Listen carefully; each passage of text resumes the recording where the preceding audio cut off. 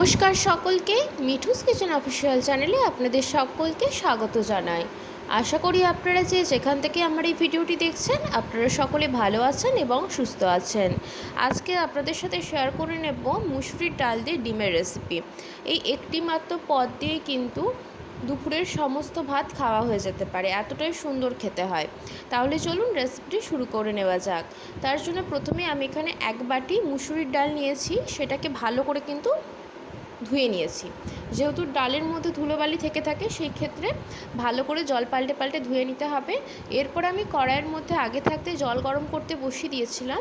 জলটা একটু ফুটে আসলে তার মধ্যে ধুয়ে পরিষ্কার করে রাখা মুসুরির ডালটি দিয়ে দিয়েছি। ডালটা দিয়ে দেওয়ার পরে এর মধ্যে দিয়েছি পরিমাণ মতো নুন এবং সামান্য পরিমাণ দিয়েছি হলুদের গুঁড়ো। তারপরে যেহেতু ডালটা ফোটার সময় ওপরে যে ফ্যানার মতো অংশটা ভেসে ওঠে সেটাকে কিন্তু এইভাবে একটা হাতার সাহায্যে বা চামচের সাহায্যে আমরা ফেলে দেব। এতে করে কি হবে, ডালটা খুব সুন্দরভাবে কিন্তু তৈরি হবে এবং এইগুলো কিন্তু ধুলোবালি, সেই ক্ষেত্রে ডালের ফ্যানাটা ফেলে দেওয়াটাই ভালো। ডালটা ফুটতে শুরু করেছে এবং ডালটা আমাদের খুব ভালো মতো কিন্তু দেখেই বুঝতে পারছেন সেদ্ধ হয়ে গিয়েছে। ডালটাকে আমরা যখন খুব ভালো মতো সেদ্ধ হয়ে যাবে ঠিক সেই পর্যায়ে আমি এখানে একটি পাত্রের মধ্যে তুলে ডালটাকে একটা সাইডে রেখে দেব। ডালটা আগে সেদ্ধ করে নিলাম, তাতে করে কি হবে, পরবর্তী রান্নাটা করতে আমাদের সুবিধা হবে, সেই জন্যই আমি আগে থাকতে ডালটাকে সেদ্ধ করে নিয়েছি। এরপরে আমি এখানে ডিমের অমলেটটা বানিয়ে নেব। যেহেতু আগেই বলেছি যে এখানে মুসুরির ডাল দিয়ে আমি ডিমের রেসিপি শেয়ার করে নিচ্ছি, সেই ক্ষেত্রে এখানে আমি ডিমের অমলেটটা তৈরি করে নেব। এরপরে তার জন্য এখানে আমি দুটো ডিমের অমলেট তৈরি করব, সেই ক্ষেত্রে আলাদা আলাদা করে আমি এখানে ডিমের অমলেটটা ভেজে নেব। একটি বোলের মধ্যে আমি এখানে একটা ডিম ফাটিয়ে নিয়েছি, পরিমাণ মতো নুন এবং সামান্য পরিমাণ গোলমরিচের গুঁড়ো দিয়ে ডিমটাকে খুব ভালো করে ফেটিয়ে নিয়েছি। তারপর একটি ফ্রাইং প্যানের মধ্যে বেশ খানিকটা পরিমাণ আমি এখানে তেল গরম করে নেব। তেলটা খুব ভালো করে গরম হয়ে আসলে আমি এখানে যে ডিমের ফ্যাটানো মিশ্রণটা রয়েছে সেটাকে আমি দিয়ে দিলাম। তারপর খানিকক্ষণ অপেক্ষা করব। আমরা যেইভাবে ডিমের অমলেট তৈরি করে থাকি ঠিক সেম প্রসেসেই কিন্তু ডিমের অমলেটটা তৈরি করে নেব। শুধুমাত্র এখানে আমি কাঁচা লঙ্কার পরিবর্তে গোলমরিচের গুঁড়োটা দিয়েছি, যেহেতু কাঁচা লঙ্কার ঝালের থেকে গোলমরিচের ঝালটা আমার বেশি পছন্দের, সেই ক্ষেত্রে আপনারা চাইলে এখানে কাঁচা লঙ্কা কুচি দিতে পারেন আপনাদের পছন্দ মতো।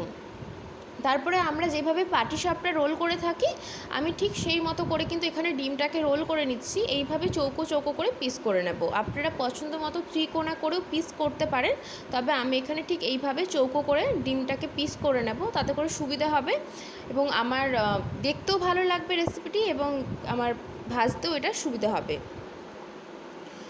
ঠিক এই মতো কিন্তু রোল করে নিয়েছি। ডিমটাকে বেশি লালচে করে ভাজবো না, মোটামুটি একটা গোল্ডেন ব্রাউন কালার চলে আসা পর্যন্ত আমি এখানে ডিমটাকে খুব ভালো করে ভেজে নিয়েছি এবং একটা ডিমকে আমি এখানে উল্টে পাল্টে খুব ভালো করে ভেজে নেবার পরে সেটাকে আমি এখানে 3টে টুকরো করেছি। এখানে আমি আগেই বলেছি দুটো ডিমের অমলেট করব, সেই ক্ষেত্রে কিন্তু 6টা ডিম হবে এখানে, মানে 6টা ডিমের টুকরো হবে। আপনারা যদি সদস্য সংখ্যা বেশি হয় বা ডিমটা বেশি পরিমাণে দিতে চান সেই ক্ষেত্রে এখানে ডিমের পরিমাণটা বাড়িয়ে দিতে পারেন। আমি এখানে ডিমটাকে এইভাবে কিন্তু চৌকো চৌকো করে পিস করে নিয়েছি। আমি আগেই যেহেতু বললাম যে চৌকো করে পিস করব, সেই জন্য কিন্তু পাটিসাপটার মতো রোল করে নিয়েছিলাম। আপনারা চাইলে ত্রিকোণা করেও পিস করতে পারেন। তারপরে আমি এখানে ডিমগুলো সমস্ত ভাজা হয়ে গিয়েছে, দুটো ডিমই ভেজে নিয়েছি। তারপর আমি এখানে একটি পাত্রের মধ্যে ডিম ভাজাটাকে মানে ডিমের অমলেটটাকে তুলে আমি রেখে দিচ্ছি একটি সাইডে। তারপরে পুরো রান্নাটাই কিন্তু আমি এখানে করব সাদা তেলে। তার জন্য কড়াইয়ের মধ্যে বেশ খানিকটা পরিমাণ তেল গরম করতে বসিয়ে দিয়েছি। খানিকটা পরিমাণ দিয়েছি গোটা জিরে, দুটো শুকনো লঙ্কা, একটা তেজপাতা। ফোড়নটা একটু ভাজা ভাজা হয়ে আসলে এর মধ্যে আমি দিয়ে দিয়েছি বেশ খানিকটা পরিমাণ থেতো করে রাখা রসুন। রসুনটা দেওয়ার সাথে সাথে একটু নাড়াচাড়া করতে হবে, যেহেতু রসুনের একটা কাঁচা গন্ধ রয়েছে এবং রসুন ভাজা হয়ে যাওয়ার পর ভীষণ মিষ্টি একটা গন্ধ বের হয়, তাই ততক্ষণ অবধি রসুনটাকে একটু ভাজা ভাজা করে নেব নাড়াচাড়া করে, যতক্ষণ না অবধি রসুনের কালারটা একটু চেঞ্জ হয়ে আসছে।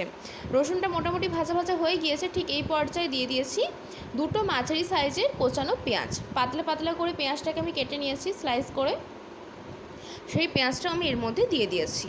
পেঁয়াজটা দেওয়ার পরে খানিকক্ষণ নাড়াচাড়া করব, যাতে করে পেঁয়াজের কালারটা চেঞ্জ হয়ে যায় এবং পেঁয়াজটা ভালো মতো ভাজা হয়ে যায়।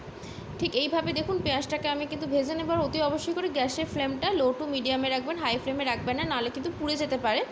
যেহেতু রসুন পেঁয়াজটা রয়েছে সেই ক্ষেত্রে পুড়ে যাওয়ার চান্স রয়েছে।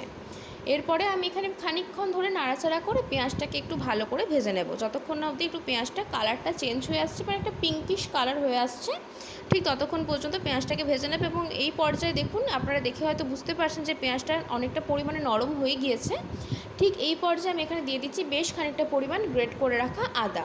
তবে হ্যাঁ, আদার থেকে রসুনের পরিমাণটা কিন্তু এখানে বেশি যাবে, যেহেতু ডালে রসুনের ফোড়ন দিলে খেতে বেশ ভালো লাগে, বা রসুনের ছক দিলে যেটাই বলুন না কেন, সেই জন্য এখানে রসুনের পরিমাণটা বেশি ব্যবহার হবে আদার চাইতে। খুব ভালো করে আদাটাকেও ভেজে নিয়েছি এবং এই পর্যায়ে দিয়ে দিচ্ছি পরিমাণ মতো নুন, এবং সুন্দর কালারের জন্য আমি এখানে দিয়েছি বেশ খানিকটা পরিমাণে কাশ্মীরি লঙ্কার গুঁড়ো, সামান্য পরিমাণ আমি এখানে দিয়েছি হলুদের গুঁড়ো, বেশ খানিকটা পরিমাণ দিয়েছি ধনের গুঁড়ো, এবং বেশ খানিকটা পরিমাণ দিয়েছি জিরে গুঁড়ো। তারপরে আমি এখানে অফ ক্যামেরাতেই কিন্তু দিয়ে দিয়েছিলাম খানিকটা পরিমাণ লঙ্কার গুঁড়ো, মানে লাল লঙ্কার গুঁড়ো ঝালের জন্য। এবং একটা ছোট্ট সাইজের টমেটো আমি ছোটো ছোটো করে টুকরো করে কেটে নিয়েছিলাম, সেই টমেটো কুচিটাও কিন্তু এর মধ্যে দিয়ে দিয়েছি। তারপরে খুব ভালো করে মশলার সাথে কষাতে হবে, যেহেতু নুনটা রয়েছে সেই ক্ষেত্রে টমেটোটাও নরম হতে বেশি সময় লাগবে না, গলে যাবে। আর মশলাটাকে খুব ভালো করে কষিয়ে নিতে হবে, যতক্ষণ অবধি মশলাটা খুব ভালো মতো কষে যাচ্ছে এবং টমেটোগুলো একদম নরম হয়ে আছে, ততক্ষণ অবধি কিন্তু মশলাটাকে আমরা খুব ভালো মতো কষিয়ে নেব। দেখে আশা করি বুঝতে পারছেন মশলাটা মোটামুটি কষানো হয়ে গিয়েছে। ঠিক এই পর্যায়ে আমি এর মধ্যে দিয়ে দিচ্ছি বেশ খানিকটা পরিমাণ লম্বা লম্বা সরু সরু করে কেটে রাখা আলু। এখানে আমি দুটো মাঝারি সাইজের আলু নিয়েছি, ছোটো ছোটো করে পাতলা পাতলা করে কেটে নিয়েছি। আলু দিয়ে মুসুরি এবং ডিমের ডাল দিয়ে খুব সুন্দর লাগে খেতে, অবশ্যই করে বাড়িতে একবার ট্রাই করে দেখতে পারেন। গরম ভাতের সাথে ভীষণই ভালো লাগে এই একটি মাত্র পদ, একদম একটা ওয়ান পট ডিশ, খুব ভালো লাগে গরম ভাতের সাথে খেতে।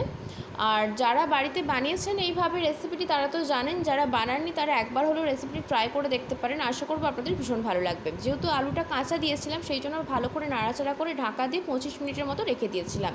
25 মিনিট পর ঢাকা খুলে আপনাদেরকে দেখিয়ে দিচ্ছে আলু কিন্তু একদমই নরম হয়ে গিয়েছে, মানে ভাজা ভাজা হয়ে গিয়েছে। যেহেতু পাতলা পাতলা করে কেটেছি সেই ক্ষেত্রে আলুটা সেদ্ধ হতে খুব একটা বেশি সময় লাগবে না।